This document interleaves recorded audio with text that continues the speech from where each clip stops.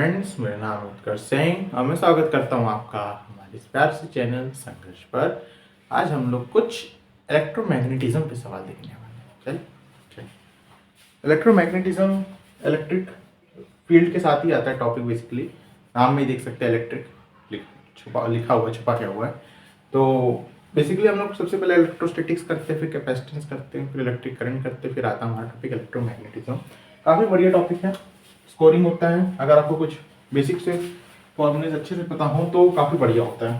Basically ये electric field से थोड़ा सही रहता है, कम लेवल होता है इसका। तो चलिए हम लोग देखते हैं सवाल में क्या कहना है। ठीक है, चलिए। तो पहला सवाल आपके लिए ऐसा है, थोड़ा मैं बोर्ड पूछ लूँ पहले।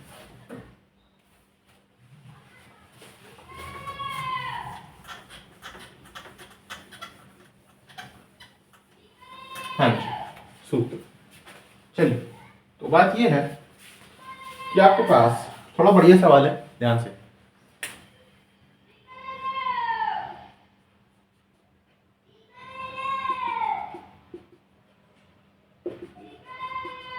ठीक, तो ये आपके पास कुछ ऐसा एक वो दे रखा है, जैसे मैं समझाऊं यहाँ पे आपके पास 3D में दिखा रहा हूँ।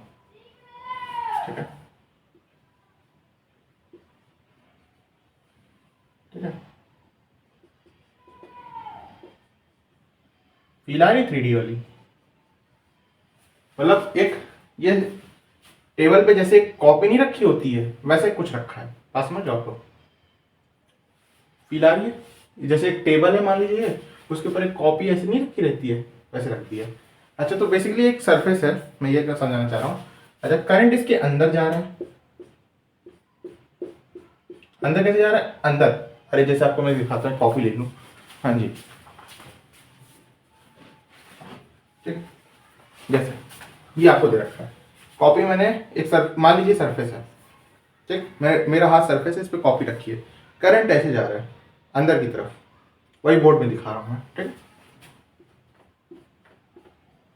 अंदर की तरफ कैसे जाएगा? ऐसे, जैसे छेद यूं जा रहा है, समझ? ये चीज दिखा रहा हूँ मैं। चलिए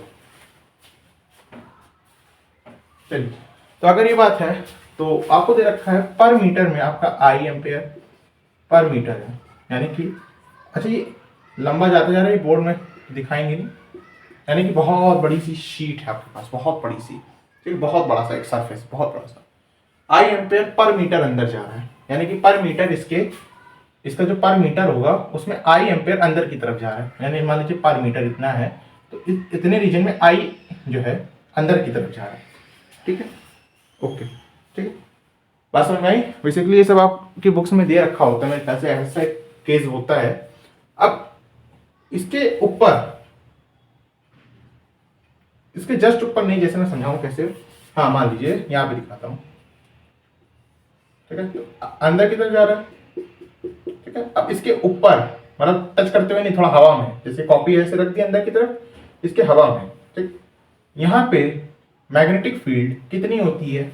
आई होप ये चीज आप जानते होगे। नहीं जानते हो तो अपनी बुक्स देखना, मैं यहाँ पे सीधे एज इट इज रिजल्ट लिख दे रहा हूँ। 1/2 म्यू नॉट आई होती है if I is the current ampere, मतलब per unit length of this sheet. ठीक है, बात समझ आए? तो यहाँ पे अगर मैग्नेटिक फील्ड निकालोगे 1/2 म्यू नॉट आई आएगी। उसकी डायरेक्शन देखोगे, क्योंकि अंदर की तरफ जा रहा है, राइट हैंड पाम रूल लगाओगे तो मैग्नेटिक फील्ड की डायरेक्शन इस तरफ आएगी। अगर नीचे देखते हैं तो राइट हैंड पाम रूल लगाइए, नीचे की तरफ जहां पे आपकी मैग्नेटिक फील्ड जानी है उस तरफ फिंगर्स को पॉइंट करिए, ऐसे। ये अंदर जा रहा है, ध्यान से देखना। तो मैग्नेटिक फील्ड पाम दिखाता है ना, पाम की डायरेक्शन में, यानी कि इस तरफ आएगी।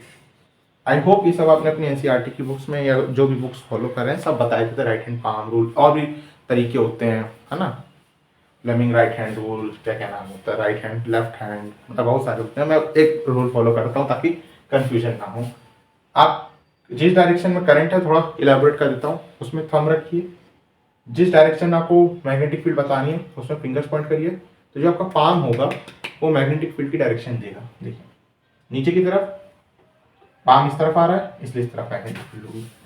ठीक है, छोटा सा इलेबोरेशन दिया। हाँ जी, तो यहाँ पे कैसे ही था वैसे इसके ऊपर जस्ट कॉपी को टच करते हुए नहीं, हवा में, जैसे यहाँ पे हवा में, यहाँ पे मैंने एक सोलेनॉइड भी रख दिया बड़ा वाला, बड़ा जैसे दिखाता हूँ। यहाँ पे सोलेनॉइड कैसा होता है, बहुत बड़ा है, मतलब ऐसे होगा सोलेनॉइड, ऐसे होता है ना, ठीक है। ऐसे मैंने सोलेनॉइड रख दिया ऊपर, यहाँ पे कोई सोलेनॉइड रख दिया, सिलेंड्रिकल होता है ना, हाँ जी, ऐसे कोई सोलेनॉइड रख दिया, दिखा रहा हूँ ऐसे रखा है, मतलब ओरिएंटेशन मुझे नहीं पता कैसे रखा है, ठीक, ऐसे रखते हुए दिखा रहा हूँ। ओरिएंटेशन मतलब सीधा भी ऐसे भी रख सकते हैं हम लोग, ऐसे भी रख सकते हैं, ठीक, इसके ऊपर, ठीक। तो हमें इतना बोल रखा है क्वेश्चन में कि हमने इसके ऊपर एक सोलेनॉइड रखा है, कोई भी ओरिएंटेशन होगी सच दैट अगर हम सोलेनॉइड के सेंटर पे जाएं तो वहां पे मैग्नेटिक फील्ड 0 आ रही है। अच्छा, और सोलेनॉइड में नंबर ऑफ टर्न्स आपको n दे रखी है, सोलेनॉइड से जो करंट पास हो रहा है वो आपको बड़ा आई दे रखा है, यहाँ पे छोटा आई था, वहां पे बड़ा आई है, तो आपको इस बड़े आई की वैल्यू बतानी है। ट्राई करिए, समझा दिया पूरा अच्छे से इलैबोरेट कर दिया सवाल को। अगर कुछ ना समझ में आ रहा हो तो फिर वो आपके कंसेप्ट की लैकिंग हो रही है, बाकी सवाल को 5-6 मिनट लग गए समझाने में। सवाल को एक शीट रखी है, इसके ऊपर एक सोलेनॉइड रख दिया, कोई भी ओरिएंटेशन में रखा होगा, ऐसे रखा है कि उसके जो सेंटर है वहां पे मैग्नेटिक फील्ड 0 आ रही है, और अगर मैग्नेटिक फील्ड 0 आ रही है उसमें n number of turns per unit length है, I एम्पेयर करंट फ्लो कर रहा है, तो इस I की वैल्यू बतानी है। ये आपका सवाल है, ट्राई करो। एक एडिशनल इंफॉर्मेशन भी दे दी कि 1/2 म्यू नॉट I ऊपर की तरफ मैग्नेटिक फील्ड होती है ना, बहुत बढ़िया। ऊपर की तरफ अगर करंट अंदर की तरफ है तो, अगर ये करंट बाहर की तरफ हो तो उस तरफ होगी, ठीक। तो मैं करूँ, चलिए। तो अभी जैसे मैंने बताया कि भाई अगर करंट अंदर की तरफ है तो मैग्नेटिक फील्ड यहाँ पे जो भी आएगी ऊपर ऐसे आएगी इसकी वजह से, लेकिन ये कह रहा है मैग्नेटिक फील्ड 0 आ रही है, मतलब सोलेनॉइड कुछ ऐसे होगा कि मैग्नेटिक फील्ड 0 आ जाए। सोलेनॉइड कैसे होगा, सोलेनॉइड में मैग्नेटिक फील्ड करंट की डायरेक्शन पे डिपेंड करती है, यानी कि करंट ऐसे जा रहा है, ऐसे जा रहा है, ऐसे जा रहा है, ऐसे जा रहा है, ऐसे ऐसे जा रहा है। अगर ये ऐसे ऐसे जा रहा है तो ध्यान से देखिएगा कैसे जा रहा है। अब ये 3D है, इससे थोड़ा दिक्कत हो रही है समझाने में, ध्यान से देखिएगा। मान लीजिए ये सोलेनॉइड है, ठीक, मेरे हाथ की जो बनाया है, ठीक। अब करंट क्यों जा रहा है, कैसे, ऐसे, तो मैं करंट की डायरेक्शन में अपनी उंगलियों को मोड़ूंगा, फिर से करंट की डायरेक्शन में अपनी उंगलियों को मोड़ूंगा। करंट कैसे जा रहा था, यूं यूं जा रहा था, करंट की डायरेक्शन में अपनी उंगलियों को मोड़ा तो जो थंब है वो मैग्नेटिक फील्ड की डायरेक्शन दिखाता है। हाँ, इस चैप्टर में डायरेक्शन वाला काफ़ी खेल हो रहा है, तो इस बात का ध्यान रखिएगा आप लोग। चलिए, तो यहाँ पे ध्यान देने वाली बात कि हमें चाहिए मैग्नेटिक फील्ड इस तरफ, ताकि इसको कैंसिल कर दें, यानी कि करंट आपका कैसे फ्लो करना चाहिए, अगर ये इस तरफ है तो करंट ऐसे फ्लो करना चाहिए, यानी कि ऐसे ऐसे, कैसे, करंट ऐसे जा रहा है, ऐसे जा रहा है, ऐसे जा रहा है, ऐसे जा रहा है, ऐसे जा रहा है, ऐसे जा रहा है, यूं यूं यूं यूं यूं, ऐसे जा रहा है, ठीक, ताकि मैग्नेटिक फील्ड इस तरफ पॉइंट करे, दोनों मैग्नेटिक फील्ड बराबर होनी चाहिए। अच्छा, सोलेनॉइड के अंदर जो मैग्नेटिक फील्ड होती है, एक स्पेशली लॉन्ग सोलेनॉइड, बहुत बड़े सोलेनॉइड के अंदर, वो म्यू नॉट एन आई होगी। ये बात आई होप आप लोग जानते होंगे, ठीक है। नहीं जानते तो प्लीज अपनी बुक्स उठाइए और ध्यान देने की कोशिश करिए। चलिए, तो म्यू नॉट एन आई होगी, इसको हम लोग इसके बराबर कर देते हैं 1/2 म्यू नॉट आई, छोटा एम्पेयर ये वाला, छोटा आई बड़ा आई, म्यू नॉट से म्यू नॉट हटा, तो आई की जो वैल्यू आ रही है वो I/2n आ रही है, ठीक है। बेसिक सा, अगर आपको ये सब चीजें आती हो तो। अब जैसे ये क्यों होता है 1 म्यू नॉट एन आई, बेसिकली एक जनरलाइज रिजल्ट होता है, मैं जनरलाइज रिजल्ट लिख देता हूँ। जनरलाइज रिजल्ट होता है 1/2 mu naught N I cos θ1 plus cos θ2।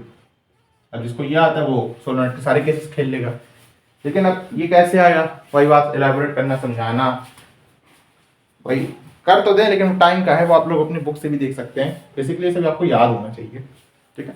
1/2 mu naught N I cos θ1 plus cos θ2, very long solenoid के लिए ये दोनों थीटा 0 हो जाते हैं, ताकि 2 आ जाता है, 2 से 2 कटता है, म्यू नॉट एन आई बचता है, ठीक है।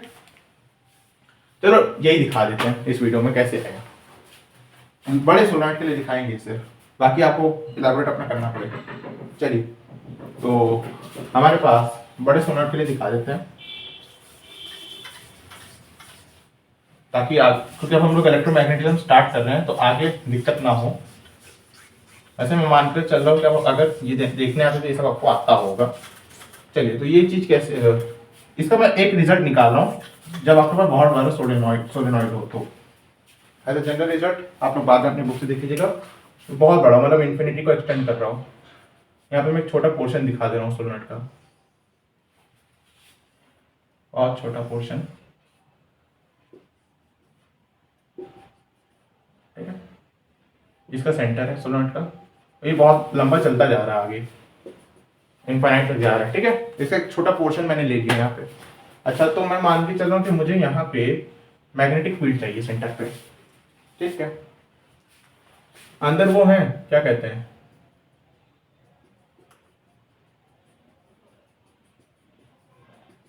सोलेनॉइड जानते हो ना कैसे होता है, अंदर गोल गोल गोल गोल कॉइल्स हैं। चलें आगे बढ़ते हैं। तो आगे क्या होगा कि आप यहाँ से x डिस्टेंस जाओगे और एक छोटा सा पार्ट कंसीडर करोगे, ठीक। Number of turns per unit length आपकी n दे रखी है, ठीक है, बहुत बढ़िया। तो सीधी सी बात इतनी है, x डिस्टेंस पे जाके dx विड्थ का एक आपने एक रिंग जैसा पोर्शन काटा, रिंग जैसा ऐसे दिखा रहा हूँ, ठीक है। बुक में देख लीजिएगा अच्छे से, ऐसा होगा कोई एक रिंग वाला पोर्शन काटते हैं हम लोग।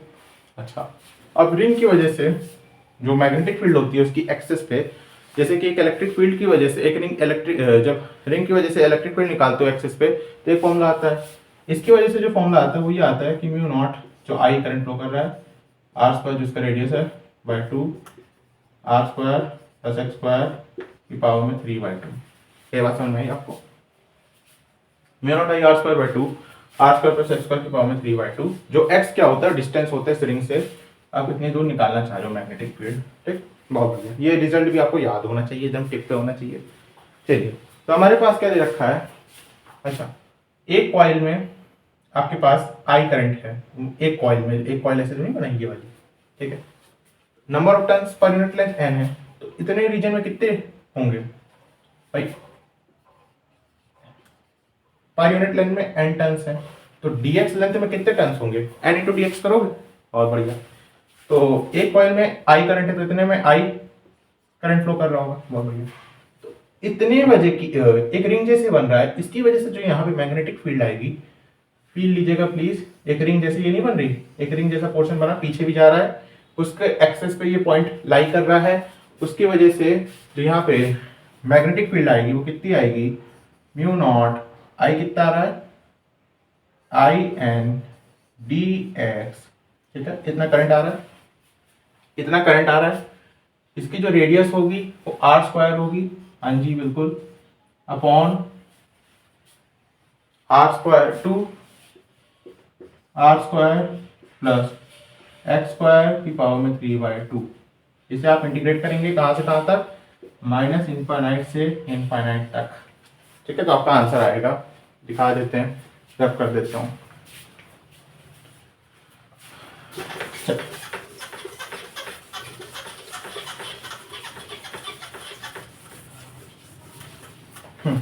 जल्दी देखिएगा, तो म्यू नॉट